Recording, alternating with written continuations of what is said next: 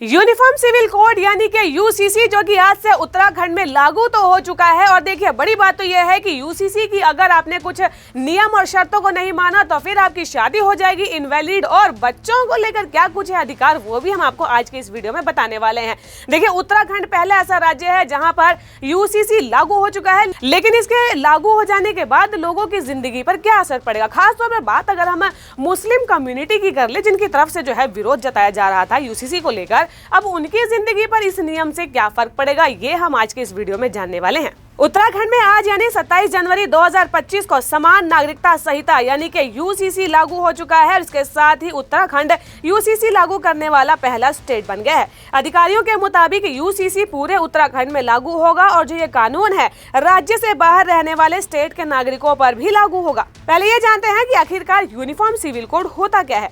UCC का मतलब है कि देश में रहने वाले सभी नागरिक, चाहे वो किसी भी धर्म या जाति का क्यों ना हो, इनके लिए कानून एक बराबर ही होगा। अगर किसी राज्य में सिविल कोड लागू होता है तो शादी, तलाक, बच्चा गोद लेना और प्रॉपर्टी के बंटवारे जितने भी तमाम विषय हैं, नागरिकों के लिए कानून एक जैसा ही होगा। संविधान के चौथे भाग में राज्य के नीति निर्देशक तत्वों का विस्तृत ब्यौरा है और इसके आर्टिकल 44 में कहा गया है कि सभी नागरिकों के लिए समान नागरिक संहिता लागू करना सरकार का दायित्व है।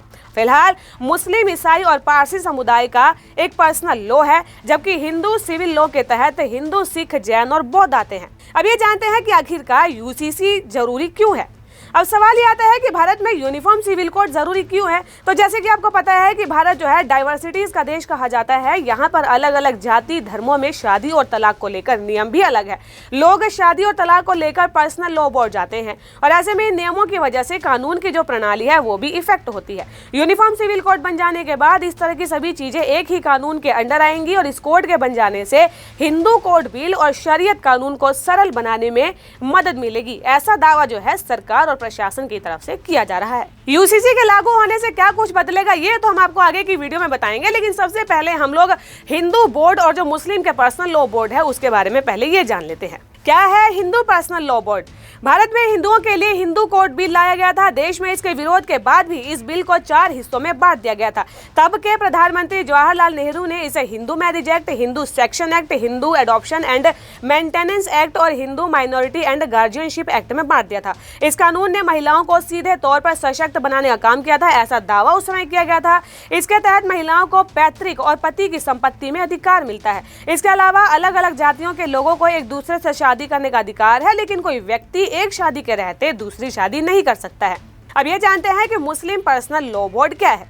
देश के मुस्लिमों के लिए मुस्लिम पर्सनल लॉ बोर्ड, इसके लॉ के अंतर्गत शादीशुदा मुस्लिम पुरुष अपनी पत्नी को महज 3 बार तलाक कहकर तलाक दे सकता है। हालांकि मुस्लिम पर्सनल लॉ में तलाक के और भी कई तरीके हैं, लेकिन उनमें से 3 तलाक भी एक प्रकार का तलाक माना गया है, जिससे कुछ मुस्लिम विद्वान जो है शरीयत के खिलाफ भी बताते हैं। अब देखिए मुस्लिम और हिंदू के जो कानून है शादी को लेकर, इसमें क्या कुछ फर्क है वो हमने आपको बता दिया। लेकिन अब जो ये कानून लागू हो गया है ये जिंदगी को किस तरीके से प्रभावित करेगी ये भी आप जान ही लीजिए। सबसे पहले तो पॉलीगैमी पर लगेगी रोक। इसके अलावा पॉलीगैमी यानी कि बहुविवाह पर रोक लगेगी। लड़कियों के शादी की उम्र चाहे वो किसी भी जाति या धर्म की हो एक समान ही रहेगी, यानी कि लड़की के शादी की उम्र 18 साल रहेगी।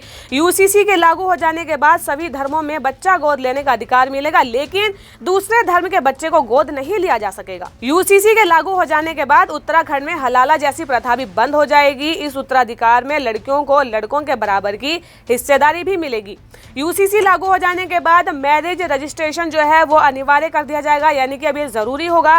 और पंचायत स्तर पर भी पंजीकरण की सुविधा दी जाएगी। जाति, धर्म या किसी भी कम्युनिटी से परे किसी भी व्यक्ति के लिए तलाक के लिए जो कानून है वो एक समान होगा। अभी देश में हर धर्म के लोग अपने पर्सनल लॉ के जरिए इन मामलों को सुलझाते हैं।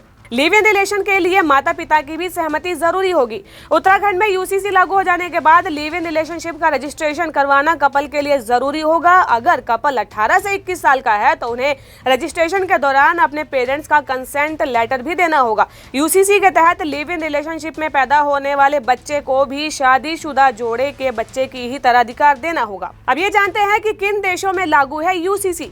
एक तरफ भारत में समान नागरिक संहिता को लेकर बड़ी बहस चल रही थी, तो वहीं दूसरी ओर अपने ही पड़ोसी देश पाकिस्तान, बांग्लादेश, इसके अलावा मलेशिया, तुर्की, इंडोनेशिया, सूडान और इजिप्ट जैसे कई देश इस कानून को अपने यहाँ पहले ही लागू कर चुके हैं। तो आज की दी गई ये जानकारी आपको कैसी लगी और यूसीसी पर आपके अपने विचार क्या हैं, हमें कमेंट कर जरूर बताएं और ऐसी ही कुछ अन्य खबरों को जानने के लिए जीजीसी को लाइक, शेयर, सब्सक्राइब करना बिल्कुल भी ना भूलें।